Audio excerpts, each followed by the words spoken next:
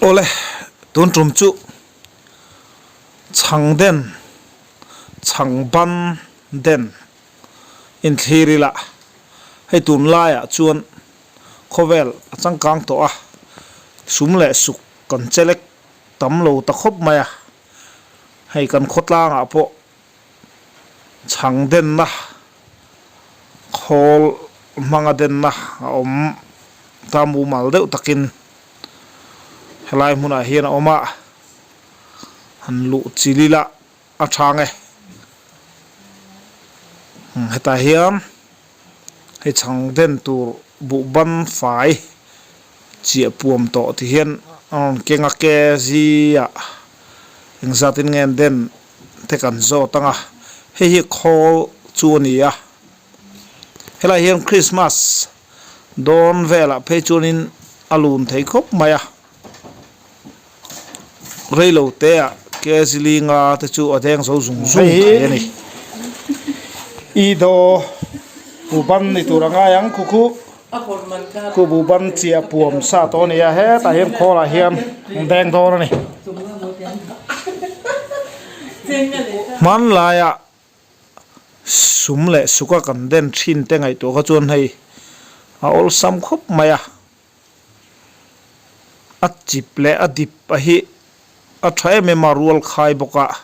zia jang tak chu ni ke jing zat vel nge ning kha khale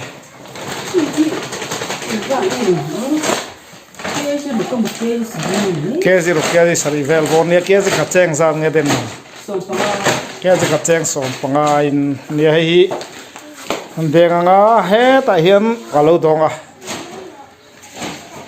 suk le sum roi ngai loin hei khovel chang kang in hetiang hian minon su tel zera thing tang kil khora po khol mangin chang an denga chang ban tu em mai changel na afu na han chum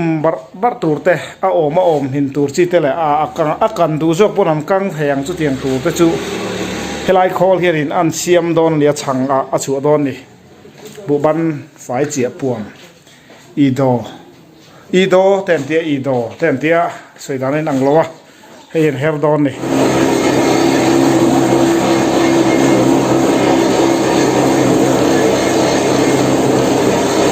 hian helai khuan ei lu ta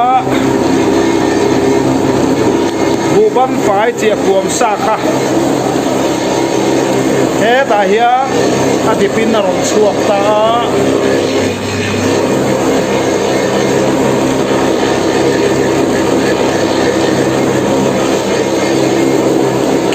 kezi sari vel bor hi reilo te a her zo mai a tun ha kha chuanin sukle suma than ta bu de na ya tura chuan khovel chang kan nen hingtang kil khora po thasen nu tunga lovin chang asiam chuak thei ta ani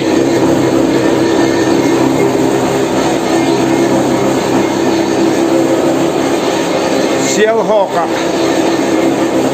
hoka hadian kholi pakhat kan la nei ania ko then om matang te pon ti hian on pana ko tual mai ba ka Christmas le avuak veta pheichon ni leng san khuwa a na turi oma chang den turi a thanem thei khop mai a virvel dan te hi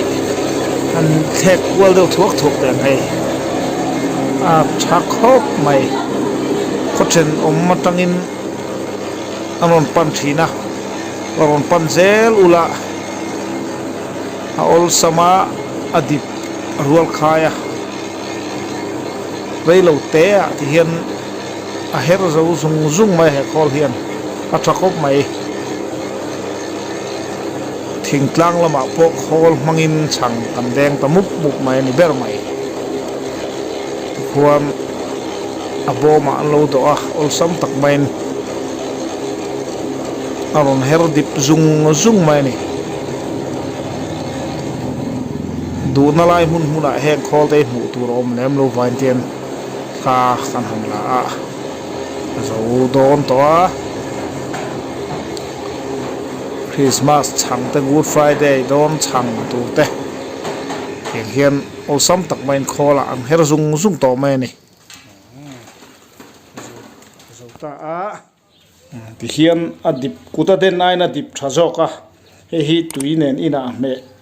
nem le turlania ti hian hei kho then no ma tang pon ron pan chur ni ron pan zel ro